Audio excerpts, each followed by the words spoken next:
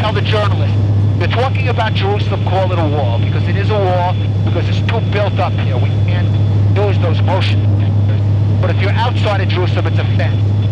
780 kilometers is the barrier, less than 30 kilometers is the wall. Most of it in Jerusalem. You notice the fence itself is nothing impressive. You can get through that fence in 2 minutes with wire cutters, and Palestinian terrorists have done that.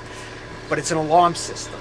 In other words, if they get through, they're detected, and just in fact, last week, 4 Palestinians got through the fence, but the Israeli army intercepted them and killed them. How does the defense system work?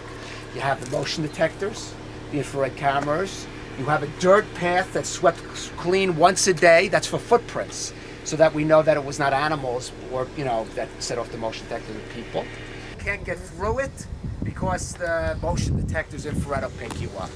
You can't come over because the eye in the sky are the Masladim. So how would a ninja get across? Couldn't they just meditate across? No, I don't think so. Dig underneath. Tunnel.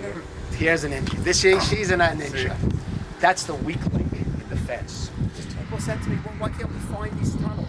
Why isn't there underground sonar? Because there isn't. There's no such thing. Apparently there is a system we're developing which involves placing ultra-sensitive microphones in the ground to detect tunneling. It's not developed yet. I'm going to say a couple of parting words about the fence, though. Whatever else you hear about it, it's been tremendously effective. It saves lives. I can throw a lot of statistics at you. 2002, the last year before the fence was constructed, there were 47 terror attacks in which the bomber, a suicide bomber, was able to get from the West Bank into Israel, blow themselves up.